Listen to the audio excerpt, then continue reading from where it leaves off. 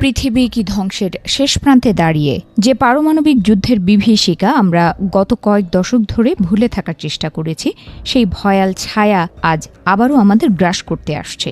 বিজ্ঞানীরা বলছেন পৃথিবীর ধ্বংসের সময় মাপার ডুমসডে ক্লক এখন মাঝরাতের ঠিক কয়েক সেকেন্ড দূরে। নিউ ইয়র্কে আজ বসছে বিশ্বের সবচেয়ে বড় পরমাণু অস্ত্র নিয়ন্ত্রণ চুক্তি বা এনপিটির সম্মেলন। কিন্তু শান্তির সুবাতাস বইবে কি? সেখানে চুক্তির মূল কারিগররাই আজ একে অপরের রক্তপিপাসু হয়ে উঠেছে। ভারত, পাকিস্তান, চীন থেকে শুরু করে উত্তর কোরিয়া, পুরো এশিয়া আজ যেন এক বারুদের স্তূপ। এক সময়ের শান্তি রক্ষার এই চুক্তি কি এখন কেবল এক টুকরো অর্থহীন কাগজ মাত্র? রাশিয়া আর আমেরিকার হাতে পৃথিবীর ৯০% পারমাণবিক অস্ত্র। তাদের মধ্যকার সর্বশেষ অস্ত্র নিয়ন্ত্রণ চুক্তিটিও এখন অতীত। থেমে নেই কেউই। চীন থেকে ইসরায়েল, প্রতিটি পরমাণু শক্তিধর রাষ্ট্র এখন বিলিয়ন বিলিয়ন ডলার খরচ করছে তাদের অস্ত্রাগারকে আরও প্রাণঘাতী করতে। এই আধুনিকীকরণ কি কেবল নিরাপত্তার জন্য, নাকি কোনো বিভীষিকাময় যুদ্ধের চূড়ান্ত প্রস্তুতি? ইউক্রেনের রণাঙ্গন থেকে আসা খবরগুলো আরও শিউরে ওঠার মতো। রাশিয়া শুধু যুদ্ধই করছে না, তারা এখন পৃথিবীর অন্যতম বড় পারমাণবিক বিদ্যুৎ কেন্দ্রগুলোকে ঢাল হিসেবে ব্যবহার করছে। জাপোরিজিয়া আজ শুধু একটি বিদ্যুৎ কেন্দ্র নয়, এটি একটি জীবন্ত টাইম বোমা। সামান্য এক ভুল পদক্ষেপ আর পুরো ইউরোপ মুহূর্তের মধ্যে পরিণত হতে পারে এক নির্জন তেজস্ক্রিয় শ্মশানে।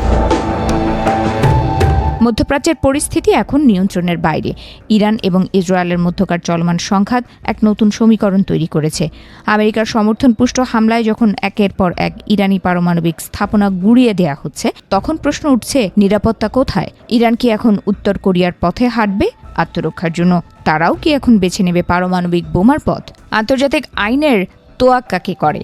পরাশক্তিগুলোর এই জোর, যার মুল্লুক তার নীতি বিশ্বের সাধারণ দেশগুলোকে দিশেহারা করে দিচ্ছে।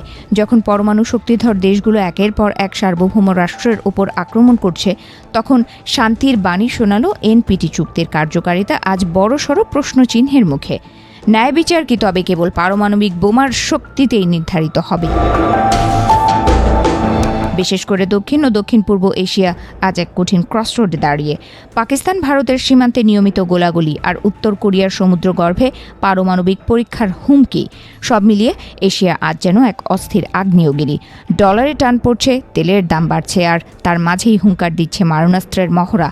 আমাদের ভবিষ্যৎ কি তবে শুধুই ধোঁয়া আর ছাই? সময় ফুরিয়ে আসছে। নিউ ইয়র্কের এই সম্মেলন যদি কোনো সমাধান না দিতে পারে, তবে ইতিহাসের পাতায় আজকের দিনটি লেখা থাকবে ধ্বংসের সূচনা হিসেবে।